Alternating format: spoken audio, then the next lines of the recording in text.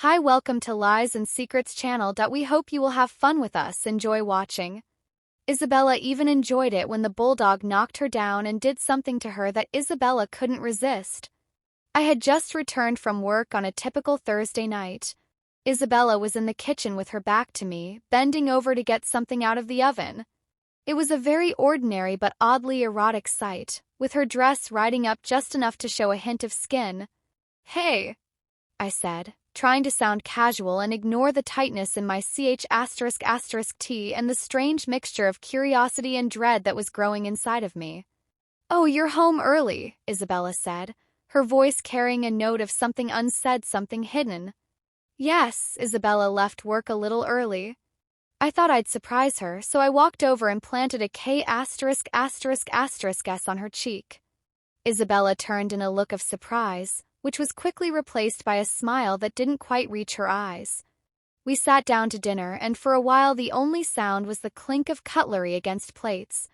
I kept glancing at her, trying to read the change in her attitude. Had I done something wrong? Was it something at work? But no, there was something else Isabella was keeping from me. Then Isabella spoke, breaking the silence like a dam bursting. "There's something I need to tell you," and my heart pounded in my ch**t with a deep-seated fear. Raising my head, I prepared myself for whatever Isabella might say. When I was taking care of the bulldog, fork was hovering in midair. Her words hung in the air, heavy and oppressive. As Isabella continued, her voice was barely above a whisper. "He was so big that he pinned me down, preventing me from moving." My mind raced, trying to process what Isabella was saying. Was Isabella implying what I thought Isabella was? I felt my stomach drop and a cold sweat started to form on my brow. I was unable to make amends. I attempted to push him away, but there was something primal about it. Her voice trailed off and Isabella avoided my eyes, which were filled with a mixture of shame and something else I couldn't quite put my finger on. I was overcome with feelings of rage, bewilderment, and perverse curiosity about how Isabella could have done this. But I also wanted to learn more and explore the shadowy areas of her mind where this unimaginable act had taken root. I stared at this woman, while the deafening silence that followed was broken only by the gentle panting of the bulldog that now lay at her feet, its tail thumping against the floor, unaware of the storm it had unleashed in our lives. The line between right and wrong blurred in that moment, leaving me with more questions than answers. What did this mean for us? Could I ever look at her the same way again? I finally broke the silence, and my voice was only a whisper, but it carried the weight of 1,000 unspoken accusations. How long has this been happening to her?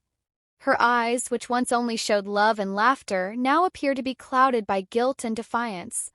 Isabella inhaled deeply, and her **t rose in a way that in other situations would have aroused me. But now it only made me feel more betrayed because, as Isabella revealed last month, her voice was hardly more than a whisper.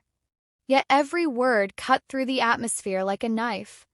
My mind reeled, trying to understand the implications of how I managed to choke out the details, not wanting them but desperately needing them like picking at a scab. Began when I was walking Max by myself, and there was this connection, a connection with a bulldog. If it hadn't been so devastating, the absurdity would have been laughable. I was picturing her with another man, another woman, even a bulldog. It was after the accident when I had to take him to the vet because he was so hurt and vulnerable, and something changed during those moments of care. I began to view him differently. The revelation that this was more than just rather it was an emotional affair. Or the closest one could get in these strange circumstances was the betrayal, not just the act. The scene seemed even more surreal when I looked at Max, who was now sleeping peacefully at her feet, oblivious to the chaos he had contributed to creating. "Did you ever think about what this would do to us?" Isabella asked, and my voice broke as I revealed the storm inside of me. There was that look again, a mix of sorrow and something darker. But sometimes we can't control what we feel or whom we feel. For the room felt like it was closing in the walls, whispering confidential information I wasn't supposed to hear about betrayal. It was always portrayed as a secret lover or affair, but this was a twisted story that I couldn't have predicted. And Max. I couldn't even mention his name without feeling a twinge of resentment. What about Humami? Her eyes fell to the bulldog and her face softened, which contrasted sharply with the tension between us. The word complex didn't even begin to describe it, and I'm not sure how complicated it is.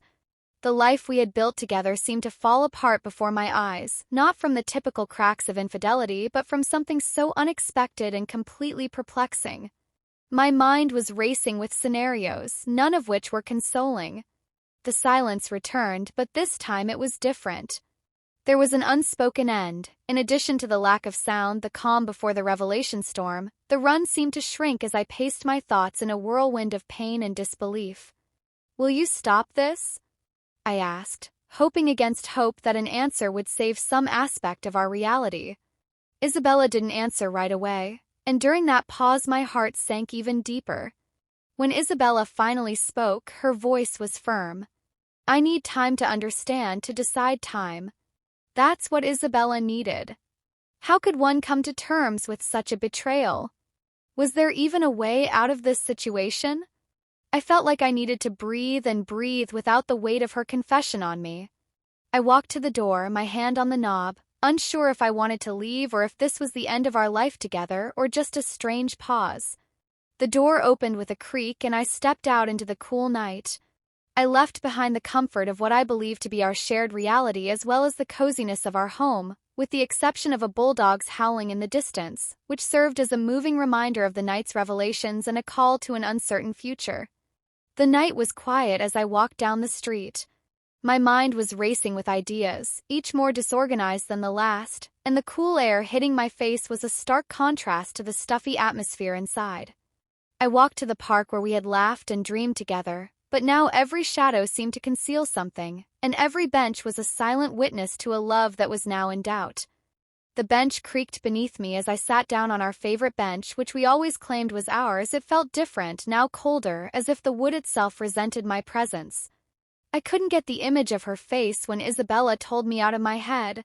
What did that look mean? Was it regret for what Isabella had done or was about to do? The betrayal was like a knife slicing through the trust one had placed in her and in us. Staring at the moon's serene glow, the bench creaked for a moment. I thought it was her voice telling me something I wasn't prepared to hear, which is why I whispered into the night. "If you loved me, did you do this?"